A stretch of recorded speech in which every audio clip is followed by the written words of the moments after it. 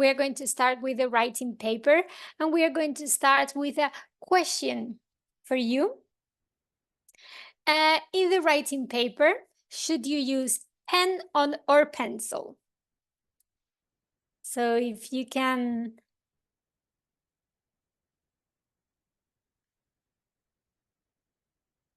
tell me, you can click on the poll. I see some answers already in the chat box. Pen, pencil, pen. There's a bit of a debate.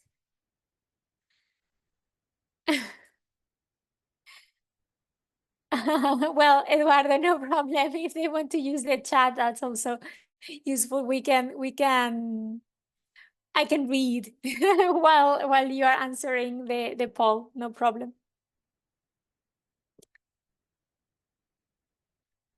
Okay. Pen, pencil, pen only for writing.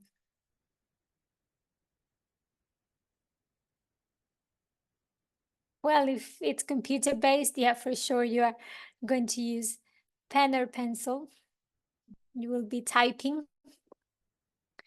Right, okay, so you need to write in pen, okay, for the writing paper. The rest of the exam, you will have to complete it in pencil, but for the writing paper, you will need to write in pen. Blue or black, if possible. Okay, so what do you have to write about? I'm referring back to the question posted in the chat box. So in part 1, you will have to write an essay. That's the compulsory task. And in part 2, you will have to write, or you will be given the option of writing an article maybe, or an email, letter, review, story for the school's version, or a report in the standard version. And remember that you will have to choose, there will be 3 options in part 2, and you will have to choose one. If you want to access more information about these, please scan the QR code, which will take you to our website for further information. Okay, in one of your questions, you asked us to quickly go through the different writing options and the pros and cons of them when you have to choose one. So I'm going to give you 1 minute, okay, to read the screen and find a very brief description. Maria Melanie, you should be seeing, yes, my slides on my screen. You should be looking at key information for different text types. Sorry, not task type, text types. If you cannot see the slides, maybe disconnect and connect again, because maybe something is not wrong with your connection.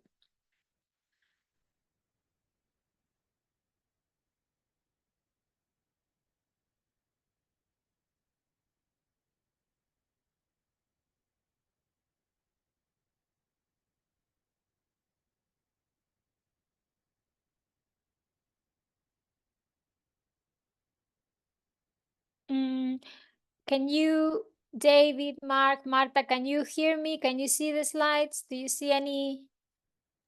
Are there any issues? Hi, Victoria, I can hear you loud and clear. Okay, thanks, Mark. Perfect. Okay, so for me, it's difficult to make a recommendation. I think this is something very, very personal. What I really would recommend is that you make a conscious decision when you are going to choose the text type.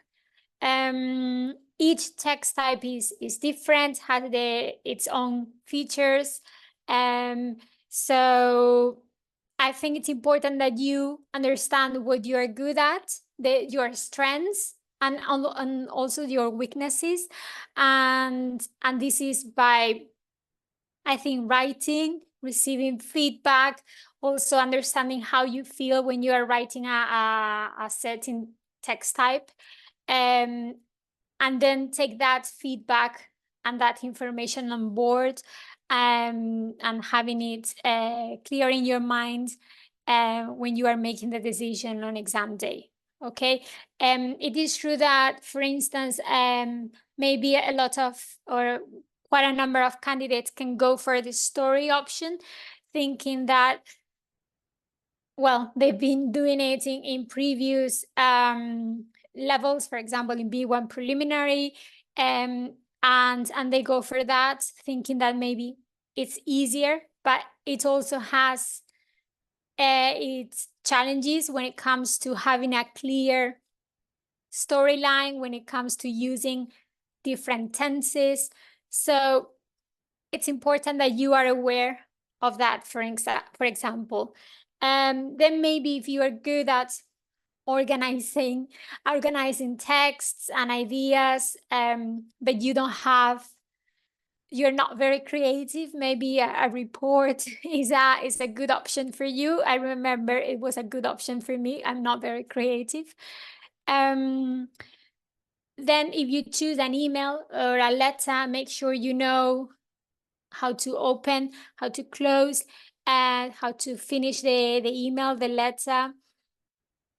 If you are going to write a review, make sure you can give a description, but you can also express your personal opinion. You can make a recommendation. And of course, if you are writing about a film, a holiday, a product, or a website, well, that you have the right vocabulary to do that. Articles, I think they are great. They also have their own challenges. You need to try and use catchy language, attractive language to engage the reader. So it is also something that maybe, you need to take into account. So I cannot make a recommendation because it would be my personal recommendation. I think it's something that you really need to think about and choose. I would say that you need to be comfortable with at least 2 or 3 text types, because one thing is the text type, the other thing is the topic of the text. So maybe you feel very comfortable writing articles, but the topic is difficult for you, so you may go for another option. So that's my recommendation, really, to become familiar with or to know well your strengths and your weaknesses, to become familiar with at least 2 text types, and choose wisely, thinking about text type and topic. And this part 2, you have 3 options and you have to choose one. Okay, so this is what the writing paper looks like. Okay, part 1, part 2 with your 3 options. And now we have a number of questions, right? I'm going to give you again 1 minute to read them. 1 hour and 20 minutes. Yes, Pablo, that's right. Too long? Well, I guess it depends on who you ask. Right, so as you can see, the questions had to do with ideas, using clear language. Also, you were in doubt about formal, informal, register, the number of paragraphs, and common mistakes. So I'm going to start with the last question about strengths, weaknesses. And well, I'm showing here 2 different data sets. One is coming from us, okay, based on the scripts that candidates have produced on the writing that candidates have been producing and what we see when we analyze them, okay? What we see is that one of the main strengths is content, and the main challenges appear in language, maybe having an effect on communicative achievement and also organization. And then the other data set is, the other graph is based on my PhD research, and it was carried out in Spain, in Jaén, where I'm from. And what you can see here is that students were most concerned with language. They were also finding difficulty with coming up with ideas and with organization. Okay, so in terms of the content, well, I think what the results coming from us show is that you may perceive it as a challenge, as a difficulty, but really it's one of your strengths.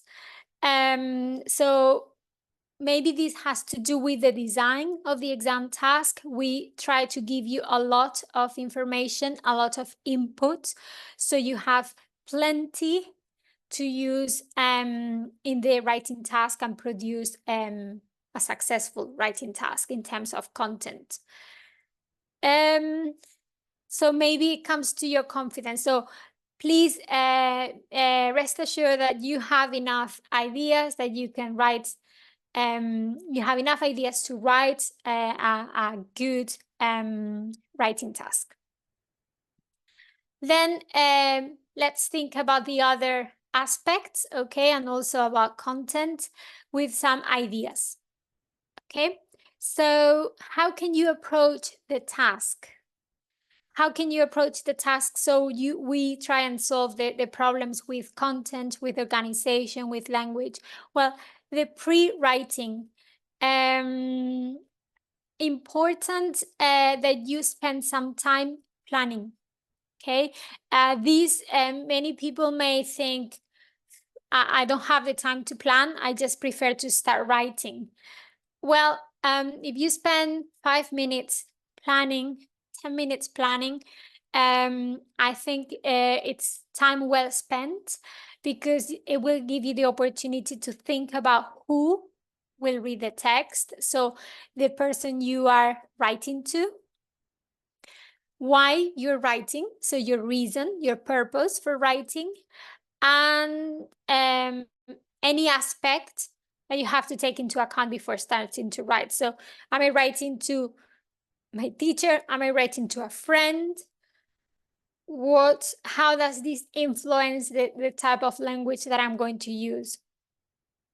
And also it's time for you to brainstorm, come up with ideas, decide which ones you're going to use, and organize them well, okay, into paragraphs. Once you've done that, as I say, like, it doesn't have to be very long. Then you can go on and write and think about your main ideas. What are the main ideas that you want to develop? If you have developed them well, we are going to look at that in a minute. And if your ideas are simple, complex, ideally we would have a combination of both. And then the last minutes should be devoted to reviewing, okay, trying to make sure that you've used that variety of vocabulary and grammar, that you're not always repeating the same, that you have completed all the different task requirements, that you have covered all the points, that you're not repeating ideas, that you're not repeating words. And if you've missed this S, or if you find that you need a comma here or there, that you have the time, it's your moment to go through the writing, your piece of writing, and correct those mistakes. And no, you cannot use Tipex. So you can cross out as neatly as possible, but you cannot use Tipex. Okay, so thinking about the task requirements, as I said, there is a lot of information for you in the tasks, for you to have a clear idea of what you have to write about, and also to start writing. So the first block of information has to do with word count. You have to write between 140 190 words. If you write fewer words, you need to think if you have covered all the content points, if you have developed your ideas well enough. If you write more than 190 words, maybe you have to think about whether you have repeated information, maybe if you are being a bit redundant, if you are including information that is not relevant. Okay, so we're going to correct everything. Okay, we're not going to cross out anything. So we don't penalize, okay?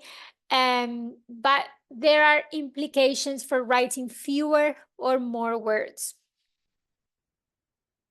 The second block of information, it gives you a general overview of the communicative situation, gives you a reason to write, and also a target reader, okay, who is going to read the text.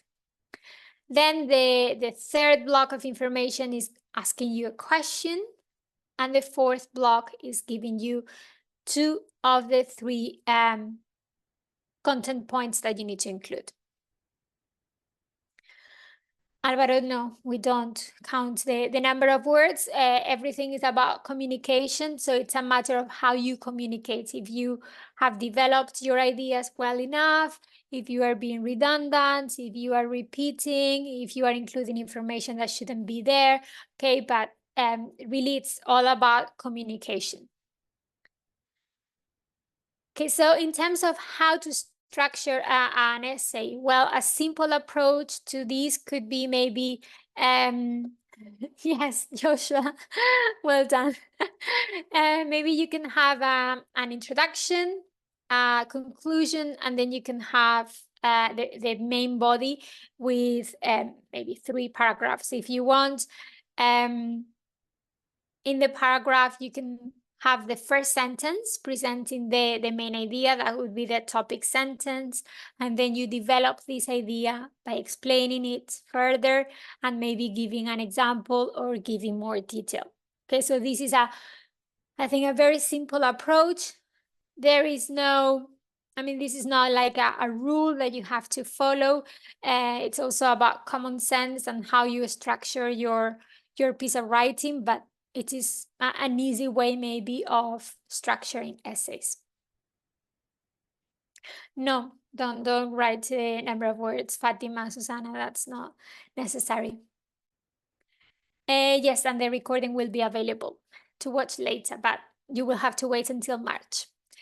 Going back to the slides and the ideas, okay? At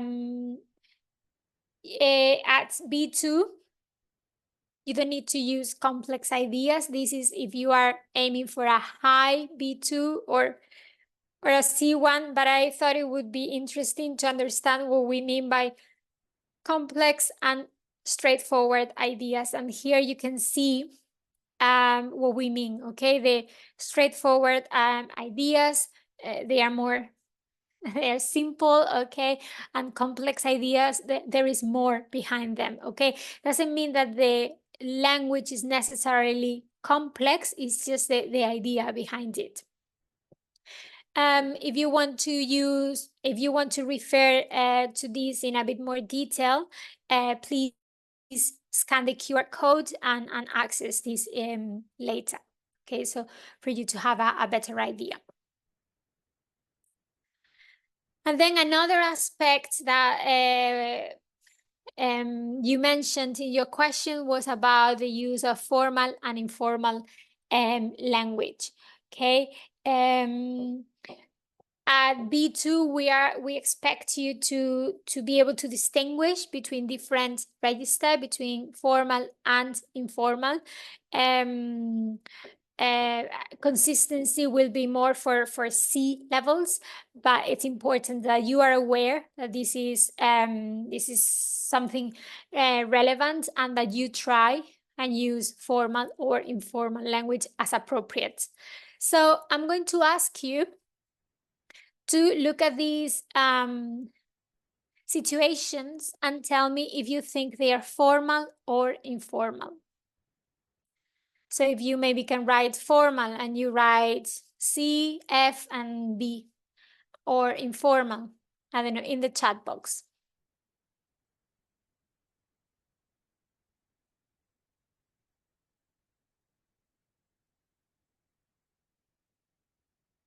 Okay, formal, Amelia, A, C. A is formal.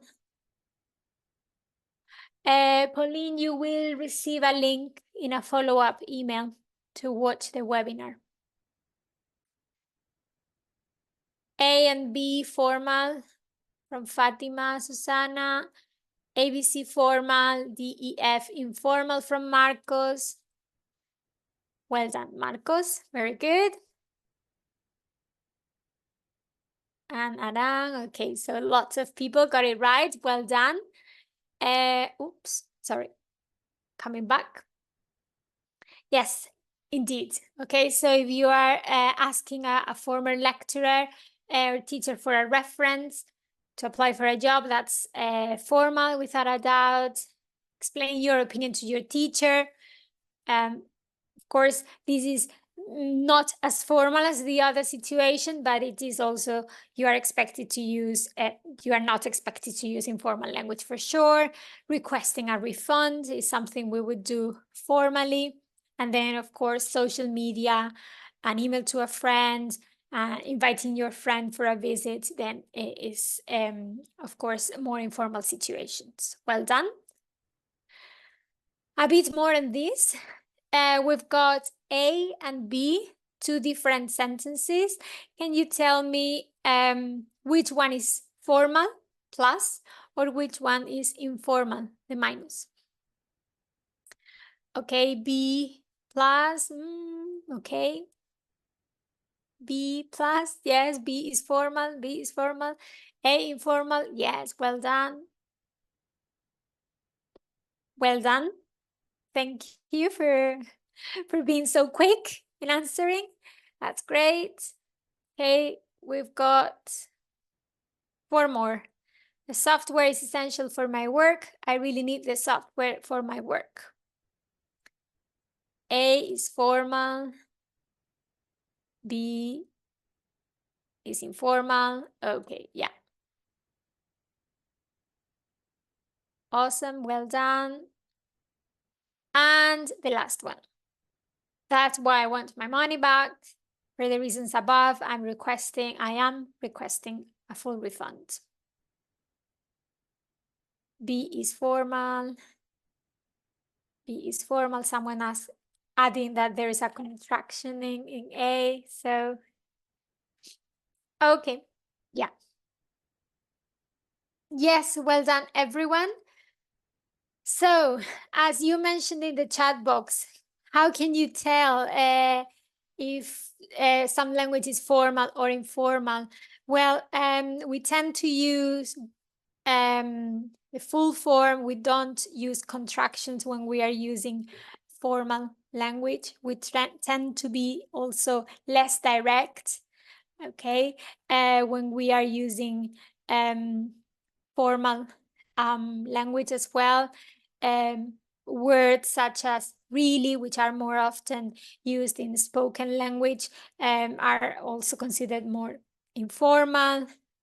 Then we have words such as request, refund, essential, which are maybe less frequent because we are more used to informal language. Then they are also considered more formal. And then the use of more complex linking devices can also give you an idea of the formality of the language that you are using. Okay, so just some very brief hints or clues that may give you an idea of whether the language you're using is formal or informal. Right, still talking about language, I'm thinking here about the more frequent, less common vocabulary, and also the idea of the control and the flexibility in the language. Here you have an example of what we mean, okay? So when we are considering the language, we are looking at the variety of the language that you are using, and also how flexibly, how accurately you are using it. Okay, so Anna, you don't lose points if you exceed the number of words, okay? It's just if you are repetitive, if you are maybe using irrelevant information, that's when maybe your text isn't as clear, okay? And that may have an impact on, for example, communicative achievement, okay? But we don't count the words and penalize you for that. We don't penalize, we use positive marking as well. Okay, so this leads us to the question, what are we looking for in a piece of writing? And well, no surprises here, I'm sure, because we have talked about content, we've talked about the communication, okay, the communicative achievement, okay, how well you communicate your ideas, organization, and language. Okay, so these are the assessment criteria. This is what examiners use, and if you want to access it, please scan this QR code. Okay, they are assessment criteria. They can also be called rubrics. Okay, the rubric. So this is for you to have an idea of what we are looking for, as you said here. Of course, bear in mind that the terminology is very specific, okay, because this is for examiners. So if you find it difficult to understand what we mean with these assessment criteria, you can use the success criteria, which is the same information, but adapted, okay, for students, for learners. You can access it through this QR code. And it's something that you can use when you are carrying out self-assessment. And then you can also check our guides for writing, which will explain what we mean by target reader, relevance, and so on. And then, of course, we also have another checklist for you. So as you can see, there is plenty for you to become familiar with the assessment criteria. If you want practice and you want to have feedback, use Write and Improve. It is an online tool. It is free. So you can register and then you can type in your answers and get instant feedback. Okay, there are different levels: beginner, intermediate, advanced. So you can select the level, the tasks, and it will give you feedback in terms of content and also at word, phrase, and sentence level. So it is nice, it is useful, and it's something that you can use to have this extra practice that you may need. And it will show you how well you've done and will give you the feedback so you can take it on board and write a second draft. It's free, yes.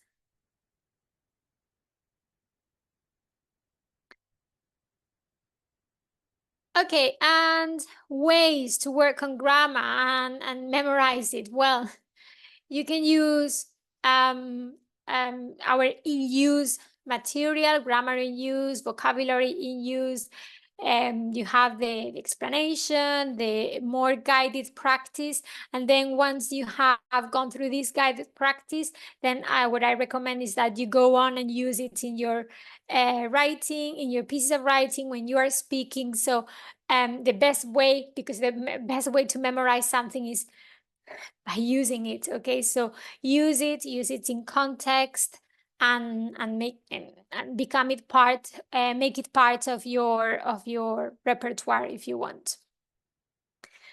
Vocabulary at B2 or above. We've got our section on our website where you can click vocabulary, the level, the time, and get some practice. You can also get an idea of the level using the English vocabulary profile, which will tell you what level specific words are.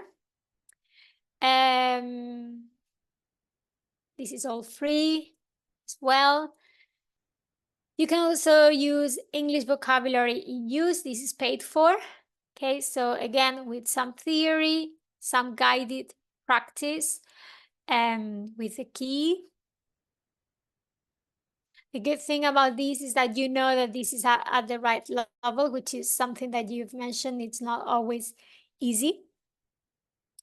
Manuel, this book is available, yes, on digitally, yes. And how can we demonstrate the vocabulary that we know, a wide range of vocabulary, a wide variety of vocabulary? By rephrasing, trying to say things in a different way, by trying to use synonyms, antonyms as well. And as I say, by trying to use all the vocabulary, all the grammar that you know. Aim high, okay? Even if you are not 100% sure that this is the right way of saying something, give it a try. Aim high, because we also give you credit for trying, okay? For trying to use a more complex vocabulary, more complex grammar.